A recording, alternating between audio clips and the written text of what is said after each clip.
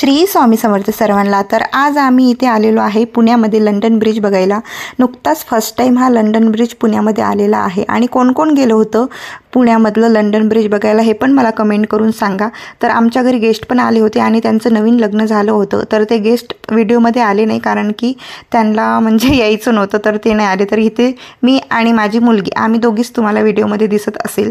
तर London bridge बघा किती सुंदर असा डेकोर केलेला आहे आणि मी आणि स्वामीनी आणि पाहुण्यांनी पण आमच्या घरच्या खूप एन्जॉय केला। तर एंट्री तिकीट होतं मंडळी 100 रुपये आणि 100 रुपये एंट्री तिकीट होतं, बाकीचा खर्च वेगळा आतला। तर आम्ही 5 वाजता एंट्री केली आणि 9 वाजता म्हणजे आम्हाला रात्री 9 वाजले तिथून बाहेर पडायला।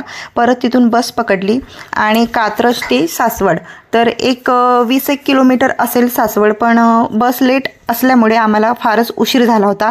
रात्रीचे 11 वाजले होते आणि घाटामधून यायला भीती पण वाटत